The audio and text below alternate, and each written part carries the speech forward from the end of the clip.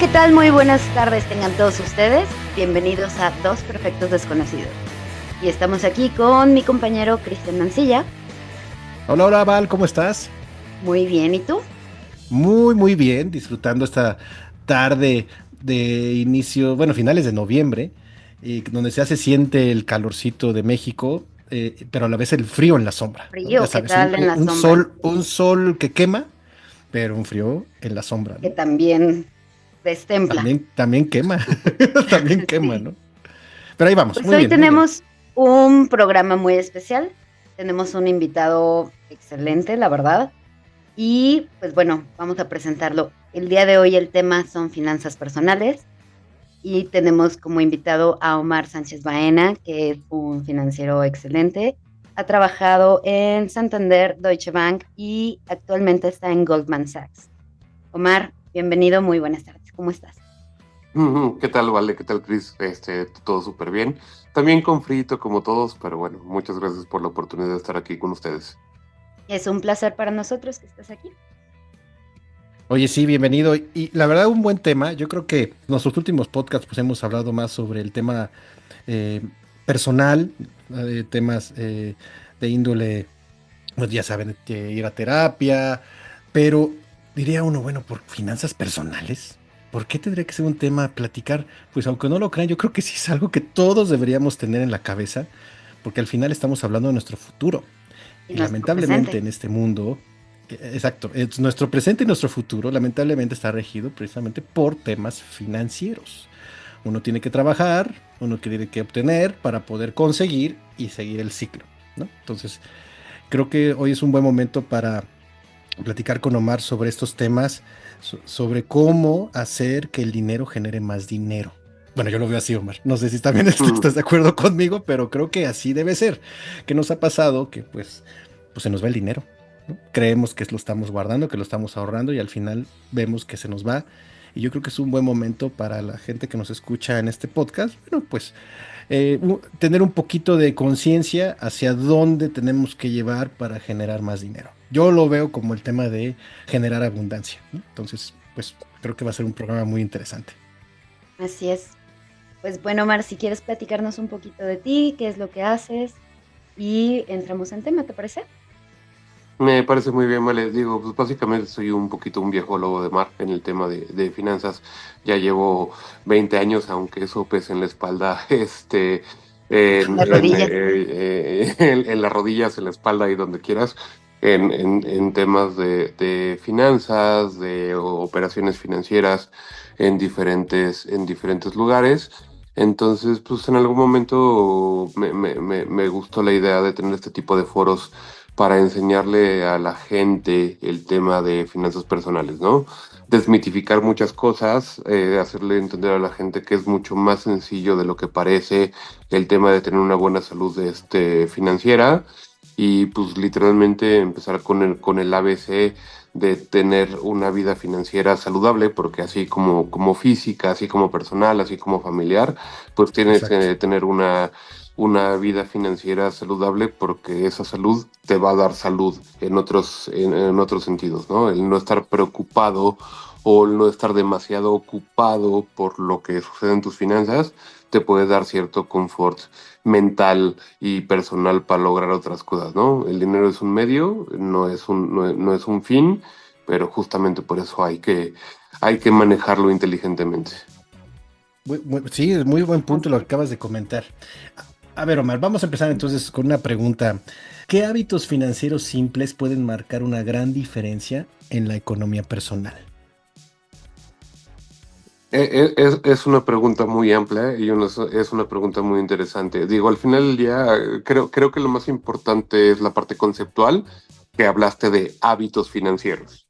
De entrada, las microfinanzas o las finanzas personales tienen que ser un hábito. Así como tienes una dieta, así como tienes una rutina de ejercicio o así como tienes como ciertos hábitos, tienes que tener el hábito financiero y todo empieza con la parte de ahorro.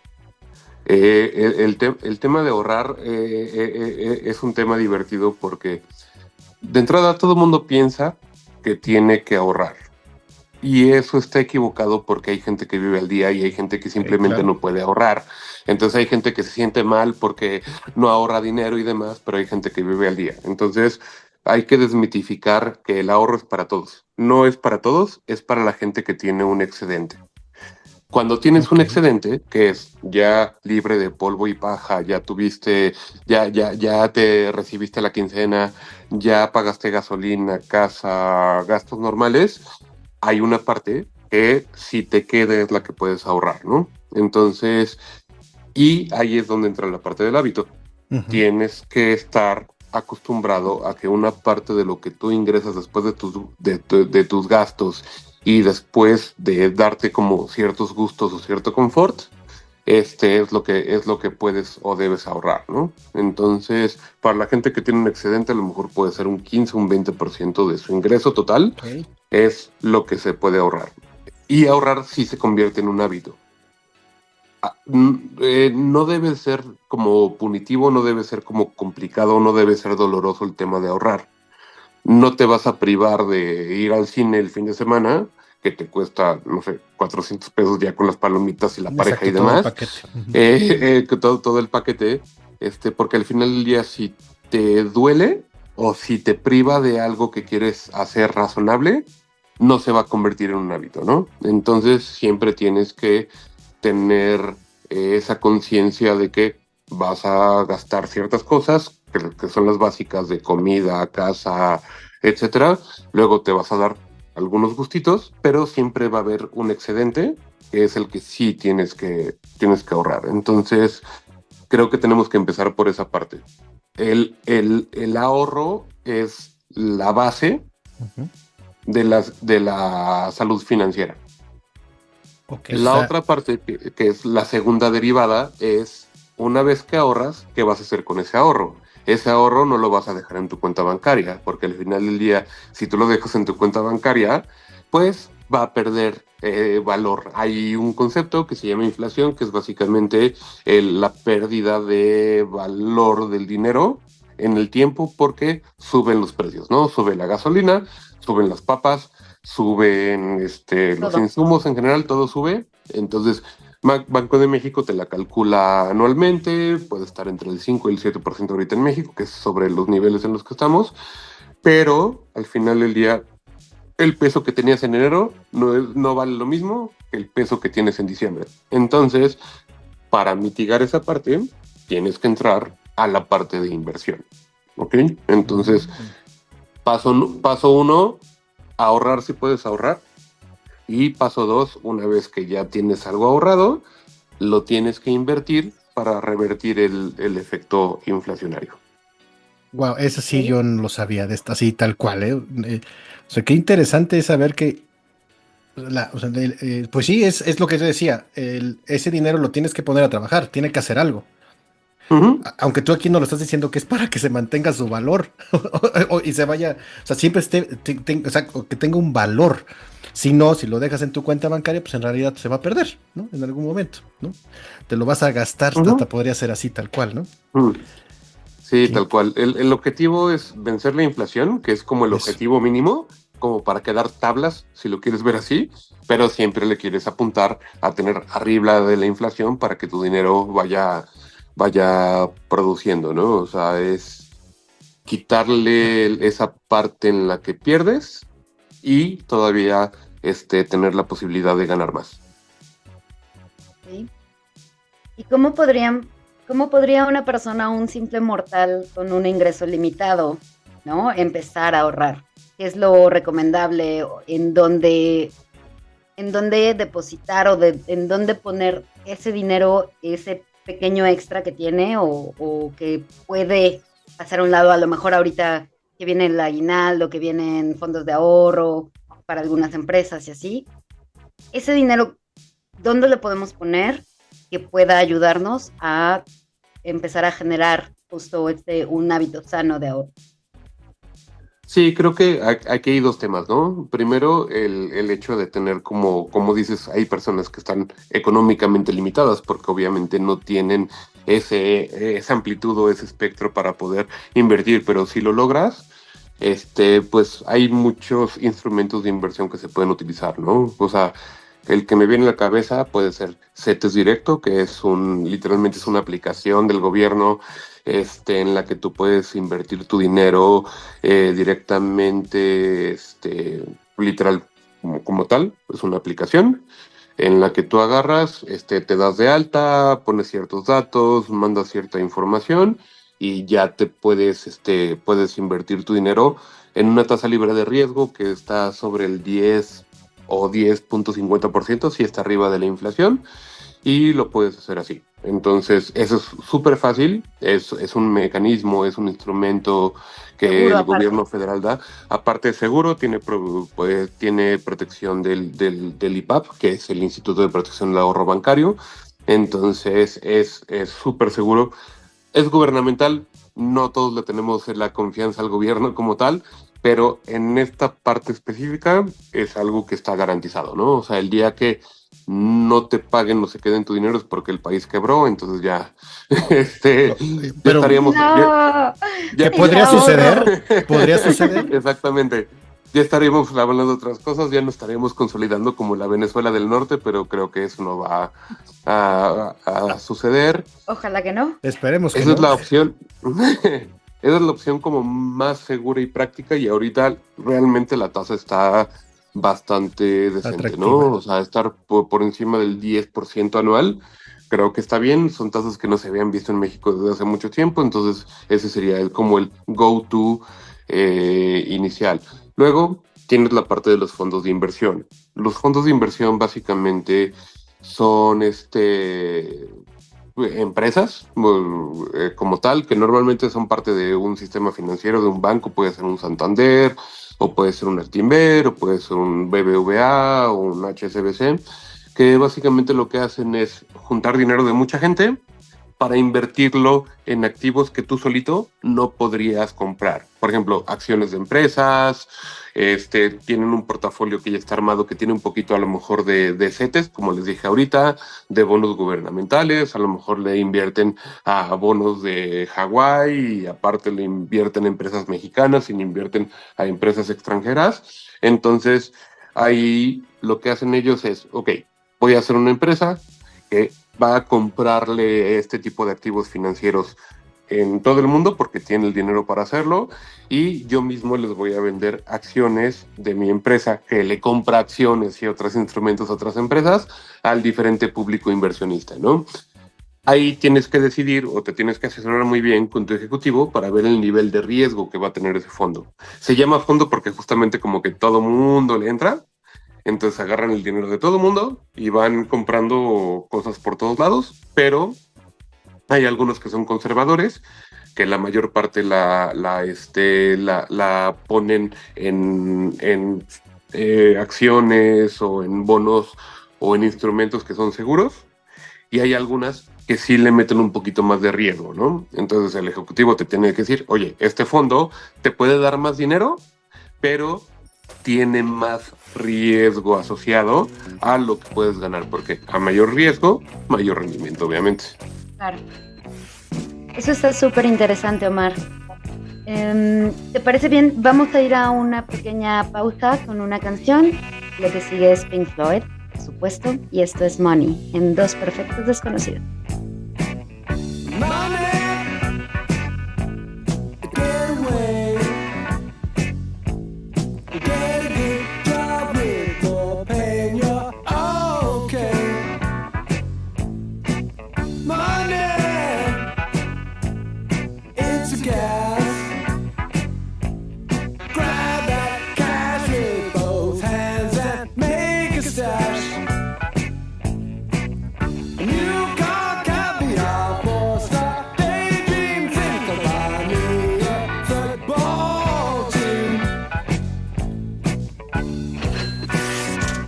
Muy bien, pues regresamos a Dos Perfectos Desconocidos.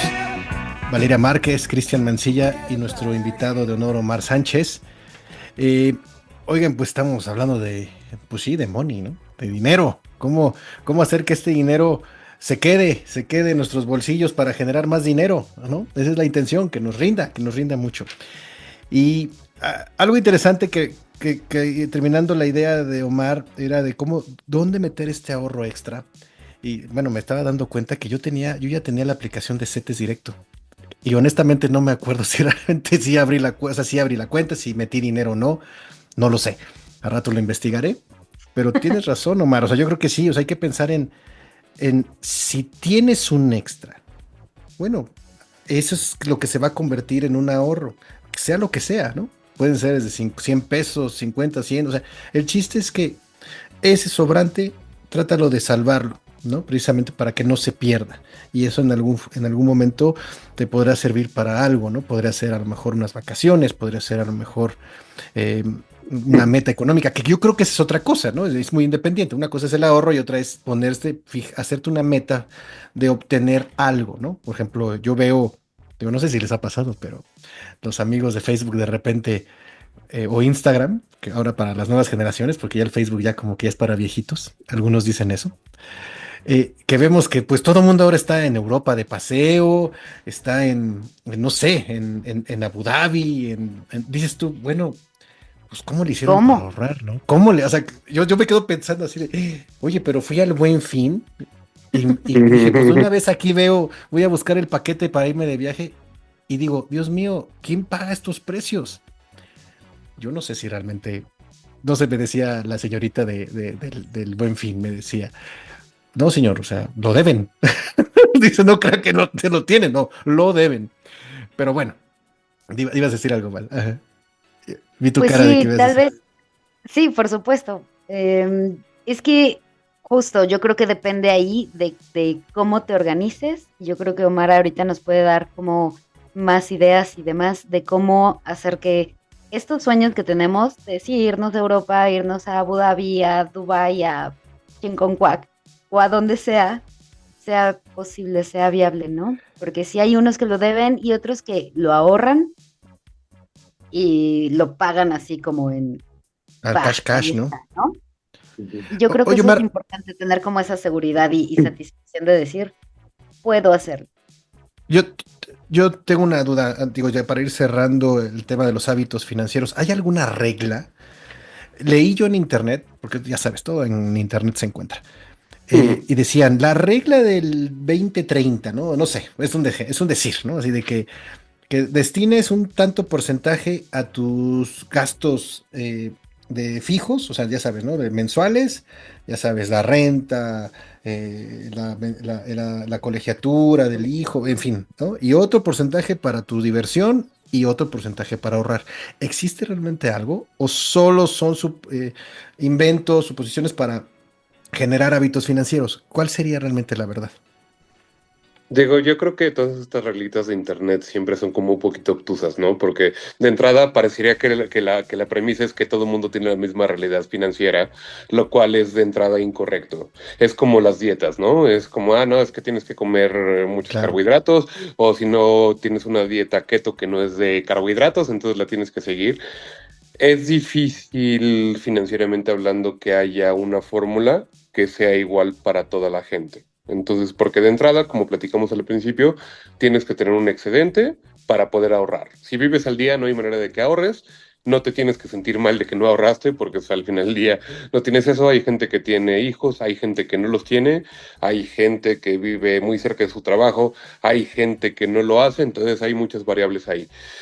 Creo que lo importante aquí es sí establecer, digo, a lo mejor lo sano cuando tienes excedentes es que de esos excedentes que tienes, hablando de excedentes, es ya pagaste renta, ya pagaste luz, agua, teléfono, gas, gasolina y tu comida. Si te queda un 30% del sueldo, pues a lo mejor ahorrar la mitad de eso, ¿no? Y la otra parte, sí dedicarla a darte como tus gustitos o a lo mejor ahorrar, porque el componente del ahorro tiene que tener dos vertientes. Uno, tiene que ser un hábito, como lo platicamos, cuando se puede. Y dos, tiene que tener un objetivo, que esa parte también es importante. El poner la zanahoria enfrente es bueno. Entonces, hay gente, como dices, que va a ahorrar para un viaje, hay gente que ahorra para imprevistos, hay gente que ahorra porque se quiere comprar un coche en el futuro, etcétera. Entonces, creo que la parte importante es sí saber hacia dónde vas. Yo creo que saludablemente, hablando de finanzas saludables, tienes que tener de tu ahorro una parte dedicada a imprevistos, literalmente que no tienes seguro médico y te rompiste un pie, y tienes que tener una parte de los ahorros, la tienes que tener focalizada a algo que quieres hacer en el futuro. Que te digo, puede ser un viaje, puede ser, te digo, comprarte un coche, o puede ser a lo mejor comprar una casa, etcétera, ¿no? Entonces, yo creo que va por ahí. Una vez que logras tener esa capacidad de ahorro, sí tienes que tenerle establecido o tienes que tener claro hacia dónde lo quieres llevar. Otra parte de la que me gustaría platicar es, mucha gente está limitada económicamente, tiene poco dinero para ahorrar, pero ¿cómo puedes forjar capacidad de ahorro? Hay gente que, por decirte algo, gana 15,000 pesos, pero todos los días va por su triple ventilate, con extra shot, pumpkin latte, toffee, lo que quieras de Starbucks, ¿no? Entonces, puedes tener como le llamamos, el godín promedio, que gana 15,000 pesos, pero happens to be que todos los días va a Starbucks por su café de 70, 80 pesos, ¿no? Y básicamente eso le consume pues, literalmente le puede consumir 2,000, 1,500 pesos al pesos. mes. O sea, le está consumiendo el 10% de su salario, cuando no todos los días tiene la necesidad orgánica tomarse un café de Starbucks, ¿no? Está bien que te des tus gustos y demás, pero hay gente que tiene lo que le llaman gastos hormiga, que son habituales. Claro. Entonces, creo que siempre es importante hacer como pues sí, como una anatomía financiera de realmente en qué estás gastando. Los gastos que son obviamente inminentes, que es el teléfono, que es la luz, que es el agua, que es el gas, que es el coche, y la gasolina y demás. Esos obviamente son gastos que no te vas a aventar, pero también ahorita una de las cosas más tóxicas es el tema del streaming. Yo me acuerdo que cuando no existía el streaming, gastábamos 500 pesos en Cablevisión y era lo que gastábamos al mes en lo que veíamos. Pero pues ahorita conozco un chorro de gente que tiene Disney Plus, tiene Netflix, tiene Paramount, no sé por qué, pero tienen Paramount, tienen Universal Plus, tienen HBO Max. Ahorita ya Star Plus no, porque ya está integrado con Disney, tienen como 7 u 8 plataformas de streaming que te están consumiendo unos 1,000 pesos al mes, y de las cuales pues realmente... Si simplemente Disney Plus está en 2,500. Sí, al año. Sí, o sea, te están consumiendo y aparte no las ves. Yo mismo me di cuenta de que yo estaba suscrito a Paramount Plus porque estaba viendo la serie esta de Tulsa King, la de Sylvester Stallone. Okay. Y yo me acuerdo que la había alquilado para ver nada más esa serie y la iba a dar de baja y no la di de baja y llevo casi un año pagando Paramount Plus por esa serie, cuando realmente no la estoy utilizando. Apple TV Plus también, o sea, la tenía dada de alta porque había visto un par de series ahí bastante buenas, pero lo que estoy hablando un poquito de la anatomía financiera es que tienes que evaluar cada una de las partes que traes de tu economía para ver realmente qué estás utilizando y qué no, qué está funcionando y qué no. El problema que tenemos ahorita un poquito es que muchas cosas son domiciliadas a nuestra tarjeta de crédito o débito. Entonces, ¿qué pasa con la domiciliación? Que se te olvida porque ya no estás viendo que realmente te están cobrando. Te digo, a mí me pasó justamente con Paramount, ahorita que salió la tercera temporada de esta serie. Yo dije, voy a recontratar Paramount Plus para ver esta serie, pero happens to be que ya la tenía. Y no lo utilicé en 9 meses. Y fueron 9 meses de 99 pesos. Ahí, solito, perdí 1,000 pesos de algo que no estaba utilizando. Entonces, justamente la parte anatómica de las finanzas es ver realmente en qué estás gastando, qué te están domiciliando directamente y qué estás aprovechando realmente de todo lo que estás pagando. Es que sí tienes razón, Omar. O sea, estamos acostumbrados a, bueno, pues son 90 pesos, ¿no? Al mes. O 59 o 49.99 al mes. ¿Qué ¿qué me va a pasar? Y ya cuando te das cuenta, como tú dices, ya resulta que tienes que estás pagando las membresía del Google, la membresía del Amazon, la membresía del no sé qué, del Nintendo, de Ujú, ta, y esa suma de 45, 90 pesitos que dices tú, pues me lo gasto en un café, ¿no? ujú, Al mes. ujú, Pues resulta que es un monto considerable ujú, y yo en lo personal se los cuento. Yo sí hace un año hice un barrido, dije, no, se acabó. Yo sí, solo dejé lo clásico, ¿no? El Amazon, porque pues tienes el ujú. famoso, El Prime, claro. el Prime, ¿no? Para el tema de los envíos. Y el Netflix, pues dices, bueno, como que ya forma parte del ya, ¿no? Mi hija De me la lo pide, ¿no? cartera básica De de la cartera Prime. básica. Y ya, Ujú, de ahí más, yo he encontrado otras opciones, donde puedo ver series, puedo ver muchas cosas, pero en fin, pero ya estar pagando, como dices así, varias plataformas para que no las veas, no las uses, no tiene sentido.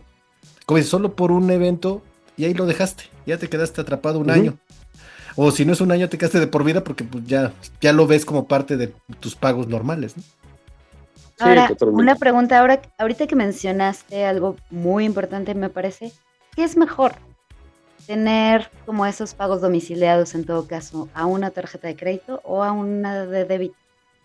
¿Es mejor utilizar el dinero que ya tienes, con el que ya cuentas, o este dinero virtual, digamos, de una tarjeta de crédito? Pues ese pues, no es dinero virtual, ¿no? Es más bien nos están prestando dinero.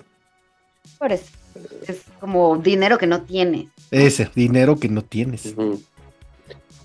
Digo, creo que realmente el efecto financiero es igual, porque al final del día lo vas a tener que Lo tienes pagar, que ¿no? pagar, claro. La domiciliación es una comodidad, porque pues obviamente ya no tienes que preocuparte de, es que no pagué Netflix y ahora quise ver la nueva temporada de algo y ya no pude porque no pagué Netflix. Entonces ya ahorita CFE, el agua, el gas, todo lo puedes domiciliar.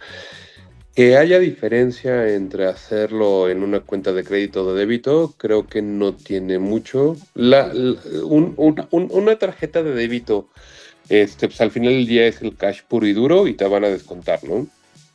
Hay una manera inteligente de utilizar las tarjetas de crédito, que es, uno, ser totalero, porque si eres totalero, la tarjeta de crédito te va a dar 30 días gratis para hacer lo que se te pegue la gana, siempre y cuando al final Pagas tengas el completo. dinero para pagar, ¿no? A lo mejor quisiste adelantar tus compras del Buen Fin, por decir algo, y no te han pagado el aguinaldo, entonces está perfecto que utilices tu tarjeta de crédito para comprar todo eso que querías y que vas a pagar con el aguinaldo que recibiste a final de mes, ¿no? A lo mejor no todo el mundo está en nómina, hay gente que es freelance, que sabe que le van a pagar una lana importante en el futuro, entonces está bien que utilice la tarjeta de crédito para financiarse durante esos 30 días porque es un financiamiento gratis. Lo punitivo es cuando llegue el momento de pagar y no pagas Suéltalo. porque ahí sí no tienen piedad. Pero me desvío un poquito del tema, quería hablar un poquito del tema de manejo de tarjetas de crédito y la ventaja que tiene de financiamiento por más o menos unos 30 días. Pero volviendo a la pregunta de Valeria, da igual si te domicilian a tu tarjeta de crédito o débito porque igual tienes que pagar. Es que ese es el problema, Omar. Al La final, cruda como verdad. dices, tenemos es como dices, esos 30 días, pero se pueden convertir si no tienes ese hábito. Fíjense cómo la importancia de la palabra hábito. Ujú, Realmente pagar, o sea, dices, a ver, si tengo el dinero, o sea, contemplar que la tarjeta es un préstamo, pero piensen que lo tienes que pagar. S- Les voy a compartir una situación también. Eh, Hay un momento en que por alguna razón te empiezan a llegar invitaciones de tarjetas, para todas las tarjetas que quieras, ¿no? Ay, pues me la están dando gratis, ¿no? Pues, ¿qué va a pasar? ¿No? Hay lo que le va a tocar con un buen, una buena, tiene un buen saldo, ¿no? O sea, un buen crédito, en fin, ¿no? Dices, ay, pues ya te estás imaginando mil cosas. Y un día me pongo a ver los famosos intereses, el famoso CAT. No, o sea, casi casi te estaban duplicando lo que debías en CAT. O sea, una de las tarjetas decía 98% de CAT. Y yo, ¿qué? ujú. No, la ¿Qué es cancelé. eso? A ver, ¿Qué es Omar, eso? cuéntanos, Para ¿qué es el uno, CAT? para un mortal como yo, que la verdad es que desconozco completamente del tema y de las finanzas, y a pesar de que tengo un buen historial crediticio y demás, pero ¿qué es eso? Creo que es importante Sí, claro.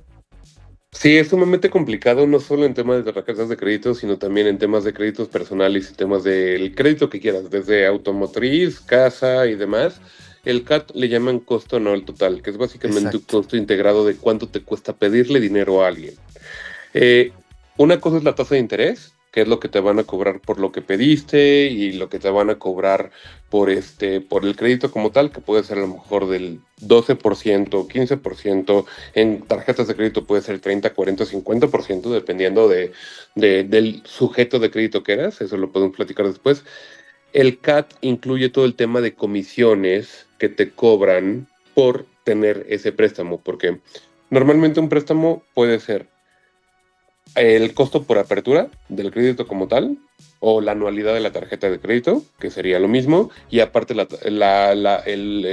tasa de interés que te cobran Y los por lo que te impuestos. prestan si no eres totalero, y aparte el IVA, ¿no? Entonces, tasa de interés es lo que te cobran por el crédito puro y duro, y CAT es la tasa de interés que te cobran más lo que te cobran por comisiones por apertura de crédito, por manejo de cuenta, por seguros, porque, por ejemplo, cuando tú contratas un seguro de automóvil o contratas un seguro hipotecario, bueno, más bien un crédito hipotecario, siempre te cobran seguros, ¿no? Te cobran seguro de desempleo, o te pueden cobrar seguro de vida, o te pueden cobrar seguro de lo que tú quieras.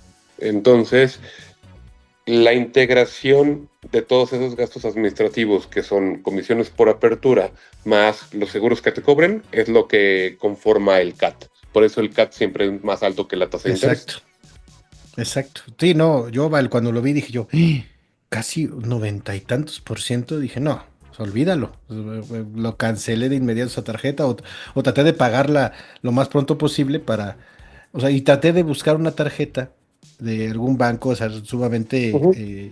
con un interés más bajo, o por lo menos el costo del CAT sea muy bajo. Porque sí, nos confiamos, que decimos, bueno, pues se va a ir pagando, pero al final llega un momento en que se vuelve impagable.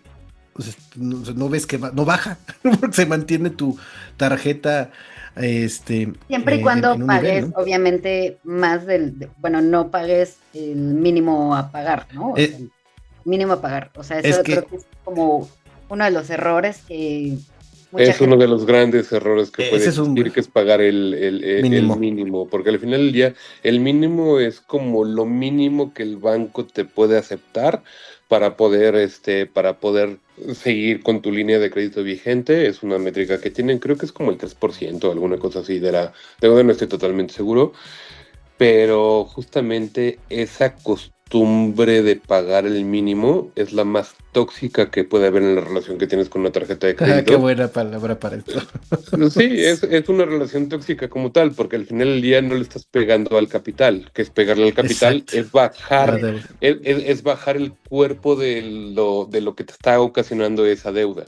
Ujú. La parte de los intereses es implacable, porque al final del día tú puedes deber 10,000 pesos y de ahí estás con una tasa del 98%, como decías, Chris, que viste en algún momento. Entonces quiere decir que estás pagando el 100% anual. Es decir, que si tú no pagas algo de esos 10,000 pesos, vas a deber 19,800 pesos masiva Exacto. al final del año. Entonces de repente el banco muy convenientemente te dice, pues paga el mínimo.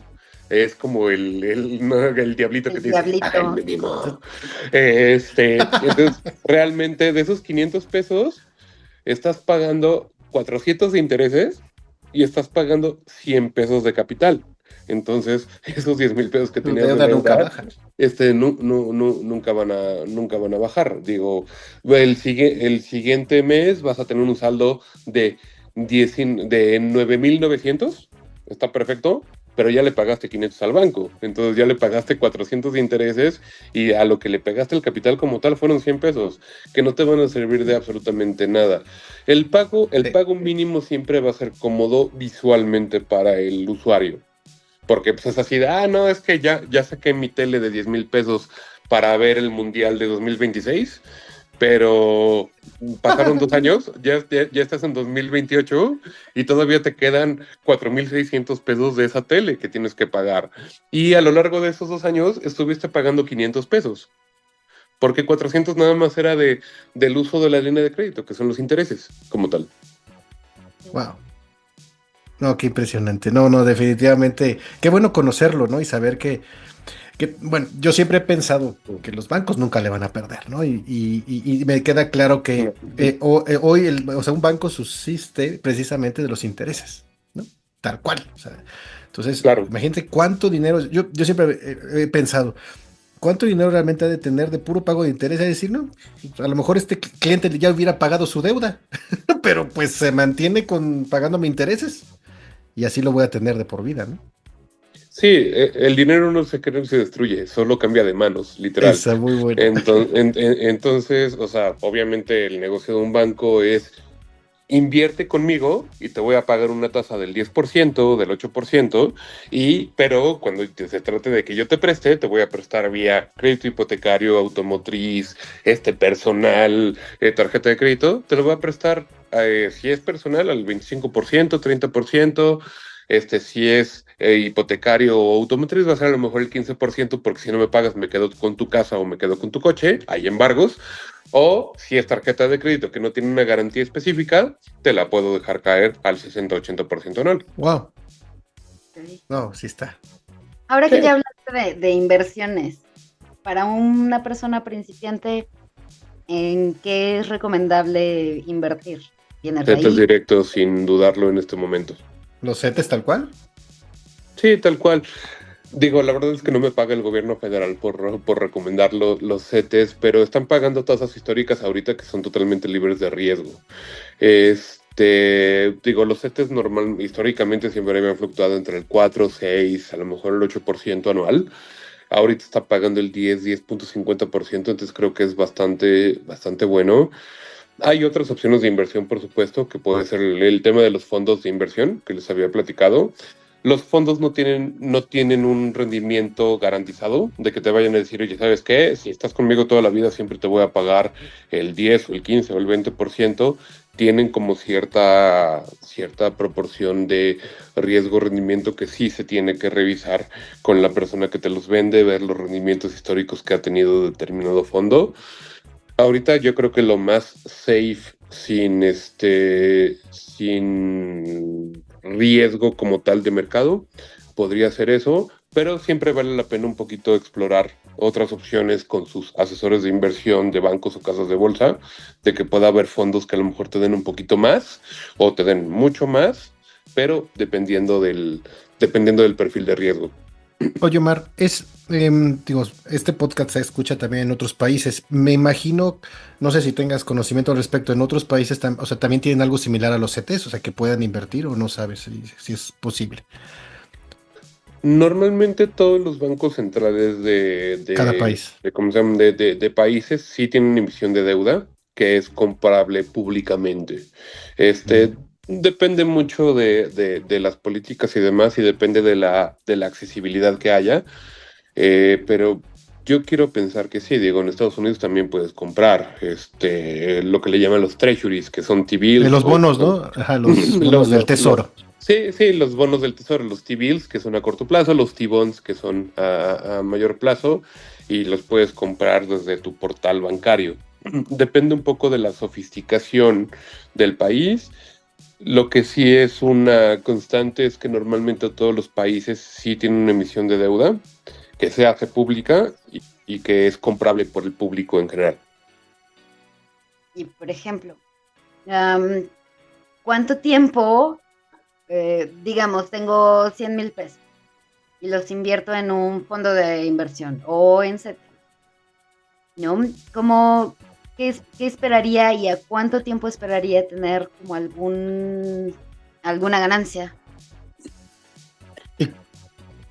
Perdón, Omar, Ok, ¿y cuándo no, podrías adelante. obtenerlo? ¿No? O sea, ¿cuándo puedes obtenerlo? Porque yo he leído que a veces son plazos, ¿no? O sea, no puedes sacarlo al mes siguiente, tienes que esperar 3, 6 meses, un año, algo así es como es que he leído, ¿no? Normalmente, mientras a más largo plazo tengas el dinero invertido en algún instrumento, más dinero te va a dar, porque obviamente lo que quiere el emisor o quien te lo vende es retener tu dinero lo más posible. ¿Para qué? Para usarlo por otras cosas. Entonces, creo que sí es importante en la parte de ahorro, si vas a tener ya una cantidad establecida de ahorrar, que a lo mejor el 70% lo pongas a un plazo punto de 6 meses, puede ser a lo mejor hasta un año, y a lo mejor tener algo de 3 meses, perdón, un 30% tenerlo a un espectro de un mes o 3 meses, para tener como disponibilidad, ¿no? Al final del día, justamente el ahorro puede ser para darte un gusto, pero también puede ser para emergencias, y cuando es para emergencias, sí necesitas tenerlo relativamente disponible. Cuando se trata de pagares bancarios, es un poquito más complicado, porque una vez que metes tu dinero a 30, 60, 90, 180 días o 360, una vez que lo metes, el banco no te va a permitir sacarlo en ninguna circunstancia. Cuando estás hablando de la parte de CETES, por ejemplo, en CETES directo sí puedes hacer lo que se llama venta anticipada para tener liquidez, porque no estás haciendo una inversión en un pagaré bancario, estás comprando un instrumento que te va a dar intereses, pero así como lo puedes comprar, también lo puedes vender. Entonces, es básicamente eso. De liquidez diaria, es muy difícil que haya instrumentos bancarios tradicionales que te den liquidez diaria, como para que lo tengas ahí. Entonces, creo que parte de la estructuración del ahorro es saber cuándo crees que vas a necesitar el dinero. Si vives al día y estás empezando a ahorrar y metes tu primer ahorro a un año, pues a lo mejor no es tan sano porque no te van a dejar sacarlo y apenas empezaste en eso y a lo mejor necesitas el dinero, ¿no? Pero si vas creando como un poquito de, no solo de hábito, porque el segundo estrato es hábito más disciplina, de saber cuáles son tus necesidades de tener el dinero disponible. Ahí ya puedes irle midiendo si quieres hacerlo a 30 días, a 90 días, a un año. Ahí vas armando tu portafolio por plazos. Pues qué interesante que saber que esa es una buena opción.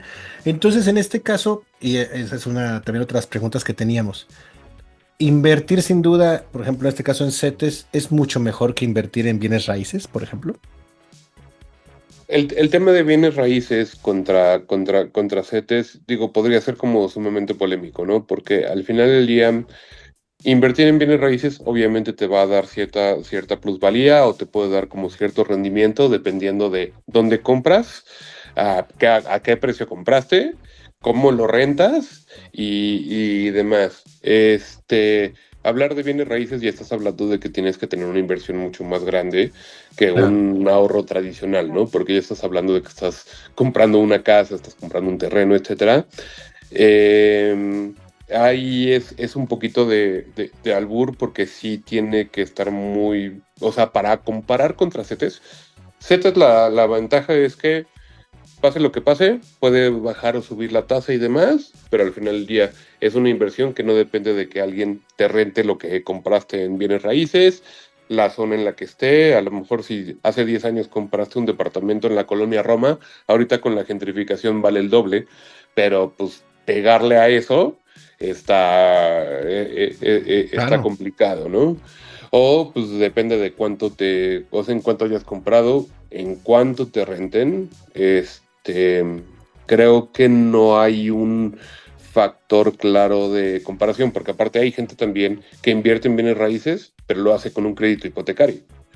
Es así de, pues me voy a endeudar con el banco, pero voy a comprar este departamento y lo voy a rentar. Pero pues al final del día estás pagando el interés al banco y estás pagándole esos intereses al banco con lo que estás ganando de renta. Entonces, sí, no me gustaría poner esas dos partes en comparación, como competencia de inversión, porque la naturaleza es totalmente diferente.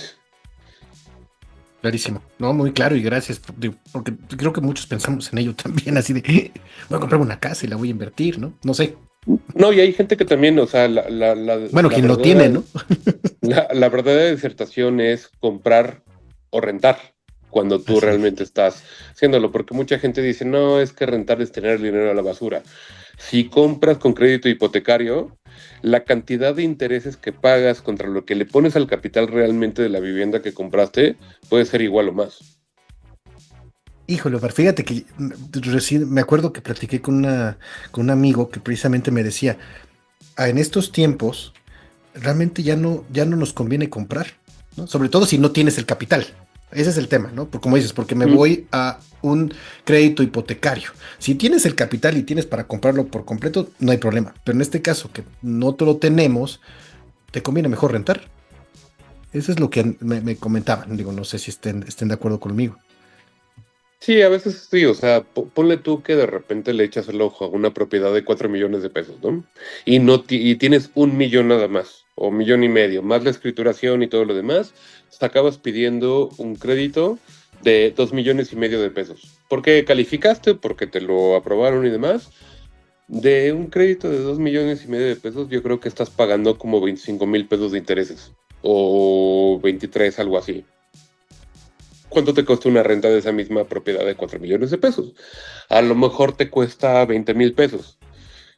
Entre 15 y Tienes la 20, ¿no? ventaja, sí, tienes la ventaja de que obviamente la propiedad que tú compraste va a tener como cierta plusvalía a lo largo del tiempo, pero también es cierto que la plusvalía hipotecaria ya no es tan atractiva como lo era antes. Ahorita hay una burbuja en la que ya todo el mundo, ya todos los precios se fueron al cielo, entonces llega un momento en el que pues ya llegó un tope de lo que puedes cobrar de renta o puedes pagar de renta en las propiedades en las que vives. Y se vuelve menos competitivo el comprar que rentar. Si vas a rentar por 20 algo que en un crédito hipotecario ibas a pagar 25,000 pesos de puros intereses, pues ya mejor rentas. Te quitas la plusvalía, pero esa plusvalía ya no es tan atractiva porque hay demasiada oferta. Buen punto. Fíjate, yo vivo en la ciudad de Puebla y yo dejé la Ciudad de México en pandemia, en el 2020. Y obviamente uno de mis metas era pues comprarme un departamento, ¿no? Antes de salir de Ciudad de México. Yo recuerdo los precios, decía, hasta así, un departamento normalito, así, ya sabes, cuando digo normalito es que pues al final son pequeños. Maxi, o sea, me acuerdo que estaba, 2,500,000, ¿no? Y dices, bueno, ¿En Puebla? no, en Ciudad de México. En Puebla, una casa, eso es lo que costaba. Exacto. Una casa grande. Sí. Y en zonas como le llaman aquí Lomas de Angelópolis, ¿no? Que es como Lomas de Chapultepec, por llamarlo así. Claro. Y ahora, cuando va uno a la Ciudad de México, ya ves, esos depas ahora cuestan 6 millones. En 4 años. En 4 años. Totalmente. Dices, es ridículo. Ridículo. Y aquí a lo mucho subieron 1 millón, ¿no? Ahora están en 3,500,000, casi 4. O sea, ok. Pero es Ciudad de México, y como dices, esa idea de querer, y construyen y construyen y construyen a precios exorbitantes, dices, ¿quién puede pagarlo? Y solo ves gente, pues ahí están los famosos roomies, ¿no? Y bueno, pues vamos muchos en una casa, ¿no? Porque en un departamento para solventar. Se vuelve como una hippie. Exacto. No, Sí, qué impresionante.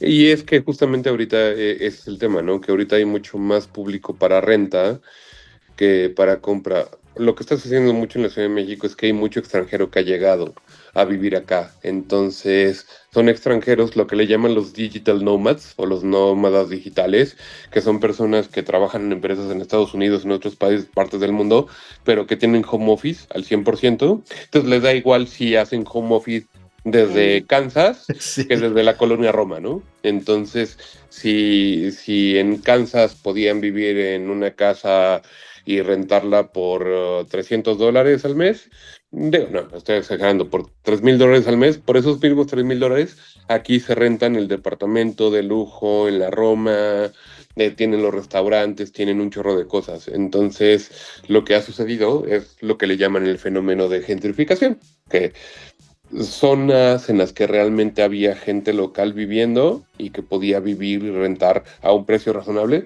ahorita es impagable para un local. O sea, tú te vas ahorita a la Roma y un departamento que su valor real debería haber sido de rentar en 20,000, 25,000 pesos, ahorita te vale 40. Sí, no.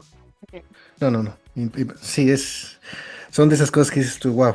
O sea, y lo peor de todo es que lo permitimos, ¿no? O sea, los mismos ciudadanos estamos dejando que sucedan las cosas. Pero bueno, pues así que sí es. No hay, No hay manera de quien tenerlo, la verdad. El problema no es de quien lo ofrece, el problema es de quien lo paga. Exacto. El problema es que hay gente que lo de acepta, afuera sí. que se lo puede pagar y está afectando a la gente que lo podía pagar antes de que llegaran, ¿no? Que, insisto, es el tema de la gentrificación. Así es. Vamos a ir a otra pausa, vamos a ir con música. Este es Money for Nothing de Dire Straits. Regresamos. Muy bien, excelente. Desconocidos.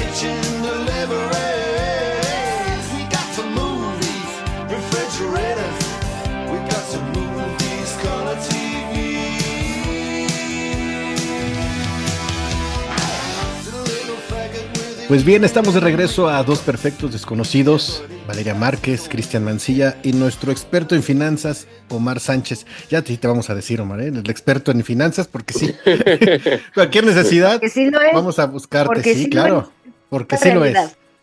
Y hoy quiero recordar a la gente que nos escucha que pueden escribirnos, nos pueden a través de Instagram, nuestra cuenta es @2perfectosdesconocidos.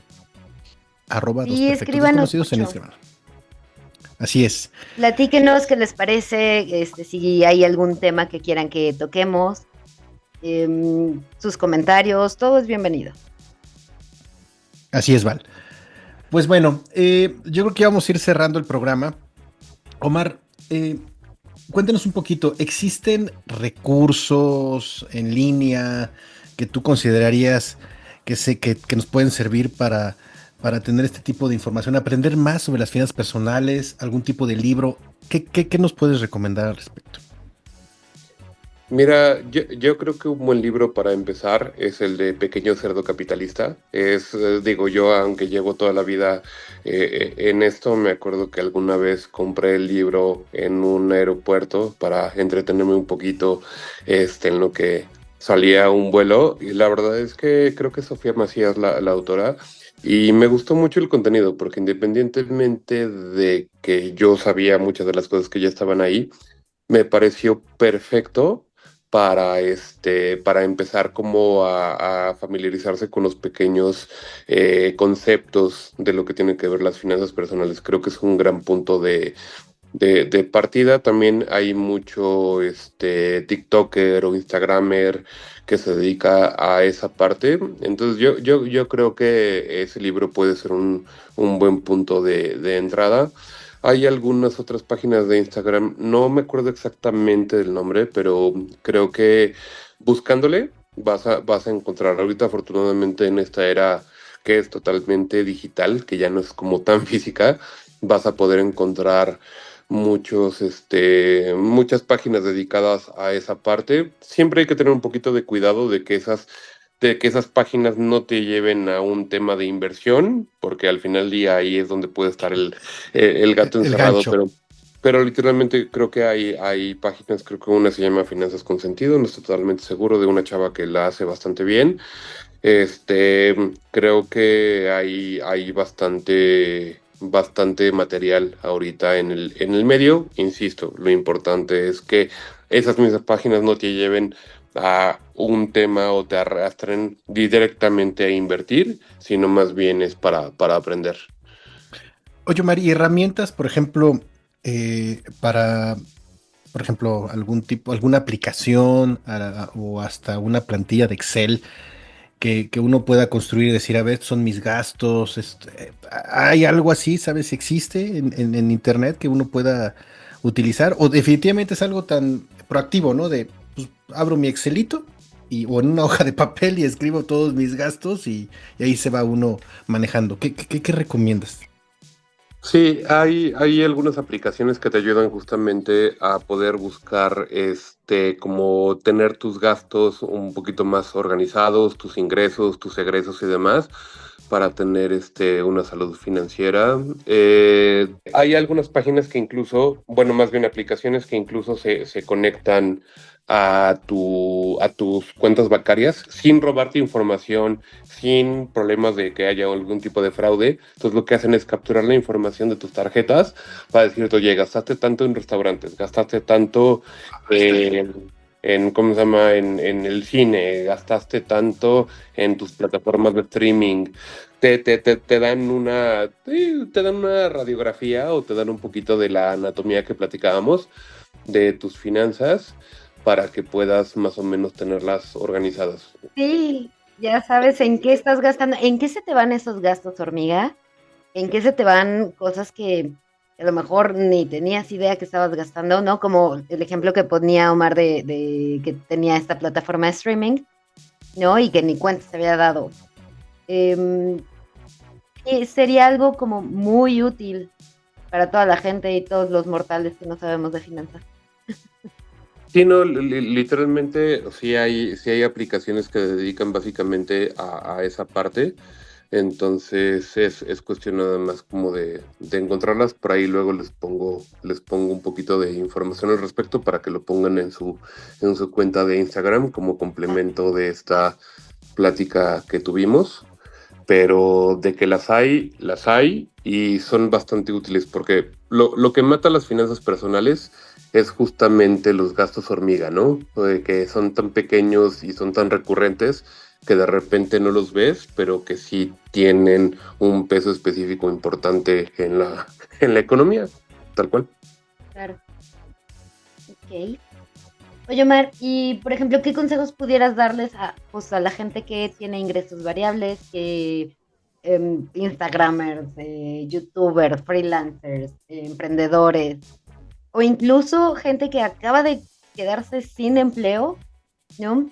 Y que, pues bueno, tuvo su liquidación o tuvo algo, ¿no? ¿Qué les podría recomendar que hicieran con su ingreso o ese dinero que les quedó? Justamente cuando tienes ingresos variables o a lo mejor tuviste desafortunadamente digo, la mala suerte de quedarte sin chamba y tienes un remanente porque te liquidaron y demás, es cuando más tienes que ser disciplinado y más tienes que registrar exactamente cuánto estás ingresando y cuáles son los gastos que tienes, ¿no? Ahí sí tienes que ver, o sea, si desafortunadamente eres desempleado, tienes que ver cuánto tienes de dinero en la cuenta de banco, en tu liquidación y demás, ver cuáles son tus gastos que son los básicos, los para literalmente vivir, que obviamente es renta, si estás rentando, luz, agua, teléfono, no es que te quedes sin chamba y vayas a quitar Netflix, ¿no? Pero puedes a lo mejor hacer como algunos recortes y ver realmente el dinero que tienes, cuánto tiempo te va a durar en el escenario en el que no tienes chamba, porque ya te tocó que desafortunadamente te corrieron. Para la gente que tiene ingresos variables, pues obviamente tienes que hacer el mismo ejercicio y tienes que ver cuál es realmente lo mínimo que tienes que tener ingresado para poder seguir con tu vida normal.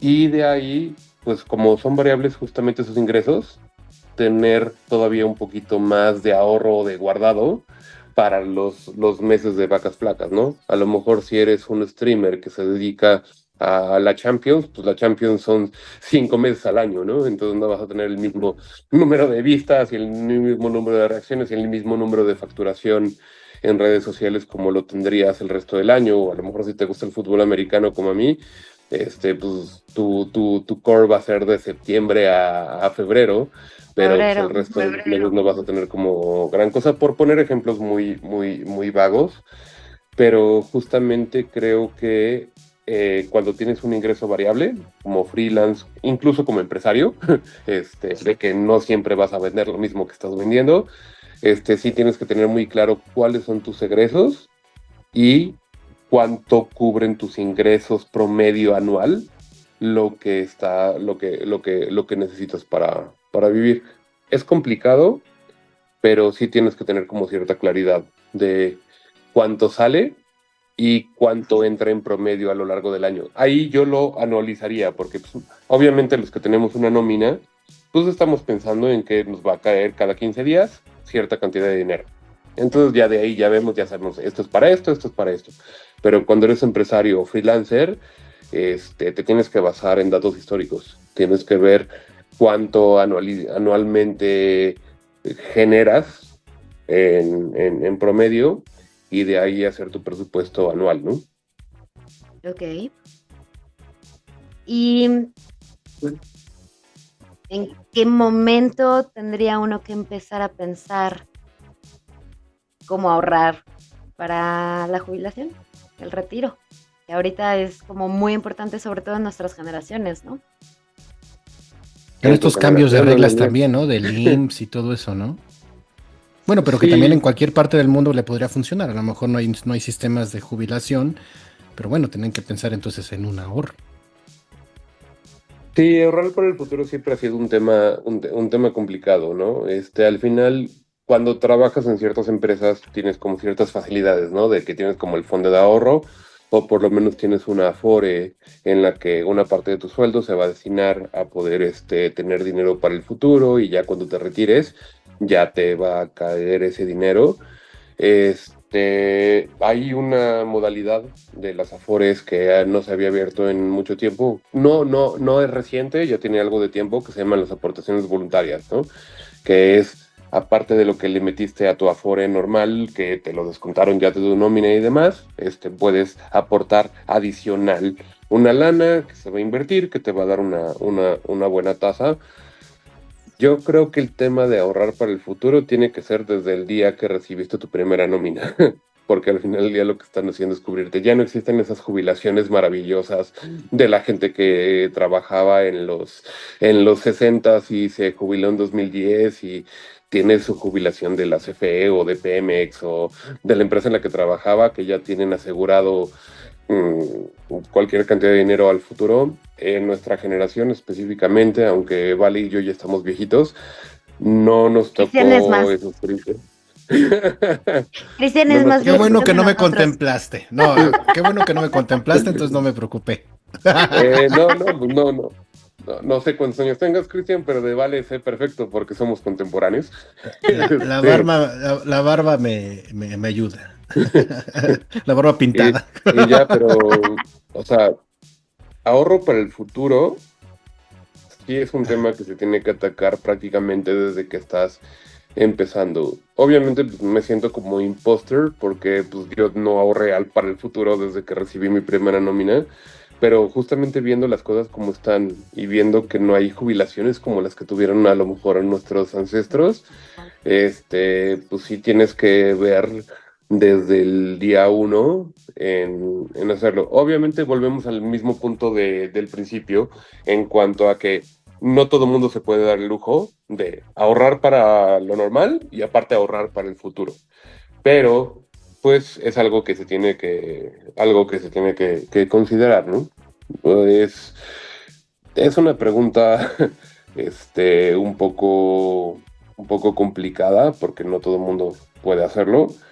Pero si a mí me preguntaras o si a mí me dijeras, oye, ¿qué hubiera hecho diferente financieramente a mi yo del pasado? Es ahorra para el futuro porque nunca sabes cuándo vas a dejar de tener chamba y aparte nunca sabes cuándo te vas a jubilar. Eso es un buen punto. Y si vas a poderlo hacer, ¿no? Uh-huh. Hay gente que no se va a poder jubilar porque pues, tiene que seguir produciendo para vivir. Y así lo vemos, sí, en un país como el nuestro es algo que vemos en la calle, ¿no? Vemos gente de edad que sigue trabajando porque pues, efectivamente no, como tú lo has dicho desde un principio, estamos en un país donde mucha gente vive al día. Uh-huh. ¿No? Entonces no se da, no tiene esa cultura, no tiene ese hábito. Y no tiene tampoco esas posibilidades. Y no tiene los recursos. Eso es lo que iba a decir. O sea, no lo tiene. Entonces, pues así es. Y yo creo que es un gran porcentaje, ¿no? y yo no dudo que en otros países del mundo también suceda, ¿no? Sí, es Hasta por eso incluyendo que Estados Unidos, ¿no? parte de esta charla era como desmitificar un poquito el tema del ahorro. O sea, no te puedes sentir mal si no ahorras y vives al día, porque no hay de otra. Exacto. Y dos, hay gente que sí puede ahorrar, pero no sabe que puede ahorrar porque tiene muchos gastos hormiga. Y hay gente que tiene la posibilidad total de ahorrar, solo no lo hace porque no tiene el hábito, sí tiene los excedentes. Y si ahorra, piensa que el ahorrar es acumular dinero en su cuenta bancaria sin invertirlo. Entonces, Tenerlos hay pasivos. de todo. Hay de todo. Me hiciste recordar, recuerdo en épocas de pandemia que ya sabes, todos preocupados por, no, es que no salgas, ¿no? Nos podemos enfermar y conocí gente que me decía, es que si no salgo no como. Entonces o me muero de hambre o me muero de la enfermedad que dicen que hay. Uy. ¿Así? Y es duro, o sea, somos privilegiados. Hay gente Exactamente.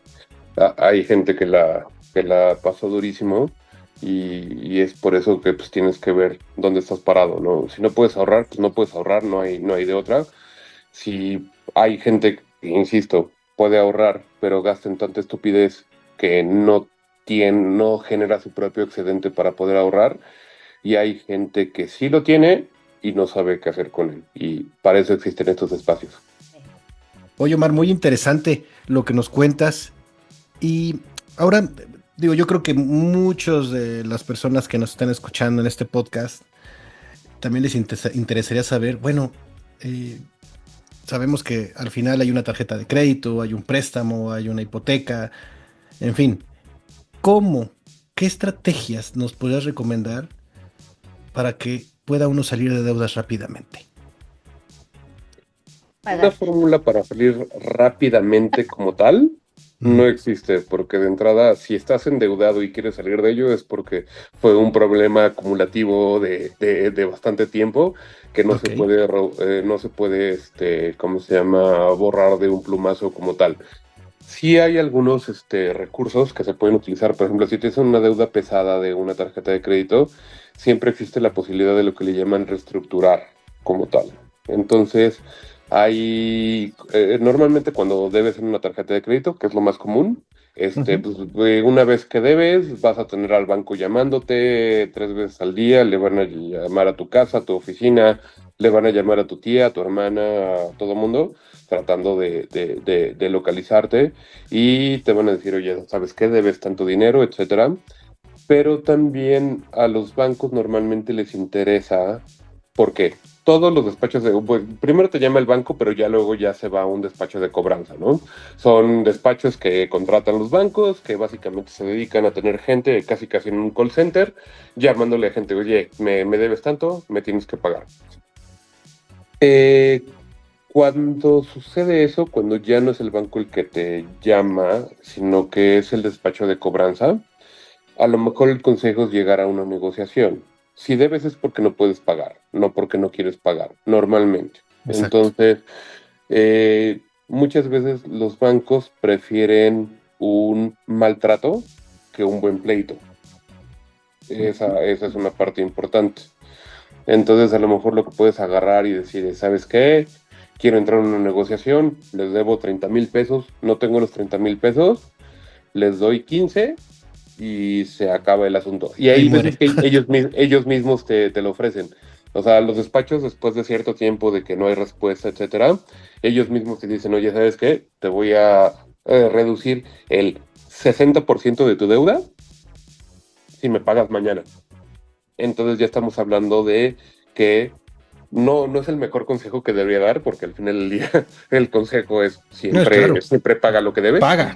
Más bien, no tengas deudas. Sí, toma Empezando por ahí. chocolate, paga lo que debes, Administre tal cual. correctamente.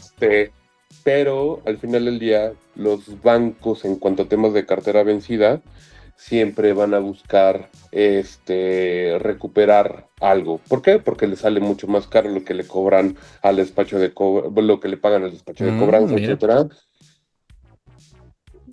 No, insisto, no hay solución rápida, no existe, pero hacerla cansada, e insisto, no es el consejo que debería dar, puede reducirte la deuda en un 30, 40%, a veces mucho más.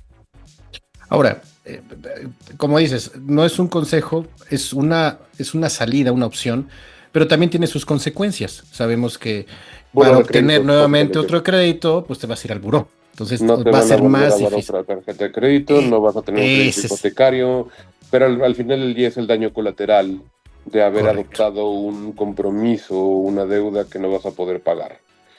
Es un hecho, eso no te lo vas a poder quitar, porque aparte también hay muchas empresas que, no, pues es que págame esto y te borramos de buró. Eso no existe. Tanto Círculo de Crédito como Buró de Crédito, que son las dos empresas autorizadas por la Comisión Nacional Bancaria para llevar los récords de pago o de cumplimiento de los deudores, no te van a borrar el récord por haber pagado tu deuda a descuento, incluso por haber pagado tu deuda completa. O sea, ¿Hay maneras de es, salir de buró de crédito? no estoy totalmente seguro, creo que después de 5 años de que Sí, te tiene que hayas pasar portado tanto bien, tiempo, ¿no? sí, creo Ok. que después de 5 años de que te hayas portado bien, como si fuera correccional, creo que ya puedes ser otra vez sujeto de crédito, pero que se pueda borrar de repente, no, No, porque se al quedan final al del día, historial. no, no, y aparte se perdería totalmente el propósito de tener un buro de crédito. O sea, Ok. si cualquiera lo puede borrar antes de tiempo o lo que sea, ya no está cumpliendo el objetivo. Se Propósito. estarían dando un balazo en el pie. Claro. Oye, Omar, y ahora, supongamos, eres Ya, un... Cristian, ¿cuánto debes? Ya dinos. No, todavía no les voy a decir. Pero eso es te digo, igual, uno buscando en internet. Dicen, a ver, cuando tienes tus préstamos, Ujú. este, ¿cuál sería el camino, como dice, para pagar una deuda más rápida? Irte a un préstamo que tiene un interés más alto, pero el monto es más, o sea, es a plazos más largos, o tratar de pagar más rápido, a lo mejor los préstamos pequeños, ¿no? De corto tiempo. O sea, ¿cuál sería lo correcto? O sea, voy a reformular entonces la pregunta.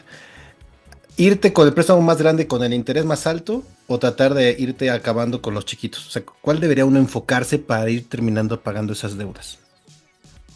Normalmente, o sea, la regla financiera es siempre paga o trata de bajarle a la deuda de tu crédito más caro, porque al Ese final es del muy cierto. día, eso todos los días, digo, porque puedes tener 5 microcréditos que te cobran, no sé, el 20% anual, pero tienes la deuda de la tarjeta de crédito que te cobra el 98% anual. Y Ujú. esa, pues, no es a plazo. O sea, esa es mientras no pagues, yo te voy a seguir cobrando intereses. Entonces, creo que sí se tiene que ser como fiel a la regla de siempre pagar el crédito De interés más alto. sí, de interés más alto. Y obviamente cuando se trata de buscar un préstamo para pagar otro crédito u otro préstamo, que pues, la tasa no Que le sea, interesa, exacto, la no tasa sea sea más más alto. baja. Digo, obviamente si le pediste prestado a un sicario que te va a matar al día siguiente si no le pagas, pues obviamente vas a buscar dinero para poder pagarle lo más posible, pero al final, o sea, hablando de créditos normales, de que no le pidiste a un agiotista o no le pidiste a la persona equivocada, siempre tienes que irte o a pagar o a reducir el monto de deuda Ujú. del préstamo más caro. Es la, es La la, regla. pues, es la regla inteligente, porque digo, vas a tener préstamos más a corto plazo y demás, que van a tener también su tasa de interés y te van a costar, pero pues no te van a costar tanto como el más alto de todos. Claro, ¿no? Tiene mucho sentido. Mucho sentido. Yo voy a pagar mis deudas. Por Sí. favor. No, pero bueno, oigan, pues yo creo que nos llevamos muy buenos consejos, Omar. La verdad, te agradecemos muchísimo tu presencia en Dos Perfectos Desconocidos y esperemos que la gente que nos está escuchando realmente se lleve mucha información de reflexión ya para conocer su estado, ahora sí que pues sí, su estado financiero, ¿no? Y saber que, yo creo que nos llevamos con unos comentarios muy interesantes como el no estás obligado a ahorrar, porque también depende mucho de tu situación. Eh, entonces, eso es muy importante. Y si te sobra, o a lo mejor, como dices, te pones la meta de decir, pues de lo que puedo ahorrar algo, eso ya es muy diferente. ¿no? O lo que si te sobra, mételo a ahorrar, y ahí es cuando llega un tema de inversión, ¿no? Llevar ese dinero a que rinda para que te genere más dinero y entonces pues valga la pena, o sea, no pierdas, como dices, no es lo mismo tener el dinero guardado abajo del colchón, como seguramente algunas personas lo harán, a que lo tengas, como dices, le está dando uso a tu dinero para que alguien reciba dinero y bueno, te está Ponerlo a pagando por trabajar habérselo para ti. prestado, ¿no? Lo puso a trabajar, esa es la frase. Y la tercera es, no se endeuden. Si tienes una tarjeta de De ser crédito, posible, no lo hagan. no, o sea, págalo completo a fin de mes. O sea, es como dices, un préstamo de 30 días que te puede permitir a lo mejor obtener algo. Hay que ser sabios, ¿no? Yo soy de la idea de que los meses sin intereses son buenos cuando lo manejas bien, ¿no? Los famosos meses sin intereses. Porque luego pasa que todo el mes sin intereses y a la mera hora resulta que hasta esos meses, esos montos que pagas, pues casi es una deuda eterna, ¿no? Es una bola de nieve al final del día. Claro. Pues nos Y llevamos saber con muy buenos administrar consejos. ¿Cómo justamente ves, esto, Val? ¿no? Sí, está excelente. La verdad es que creo que en lo personal aprendí muchísimo el día de hoy contigo, Omar, y con todos los consejos que nos acabas de dar. Me quedo con miles de dudas, por supuesto. Esto siempre va a seguir creciendo y va a seguir generando más cosas, pero con estas bases que nos acabas de compartir, creo que tanto nosotros como la gente que nos está escuchando va a tener una mejor idea de cómo mantener sus finanzas sanas, ¿no? Te agradecemos Oigan, muchísimo tu tiempo. Sí. oye, Omar, no sé si quieras que a lo mejor alguien que nos escuche quiera a lo mejor una asesoría personal y que tal vez tú le puedas ayudar, algún correo que quieras compartir para que te busquen directamente y bueno, pues o a través de nosotros, ya saben, @2perfectosdesconocidos vía Instagram, pero no sé, Omar, si tengas algún correo que quisieras compartir.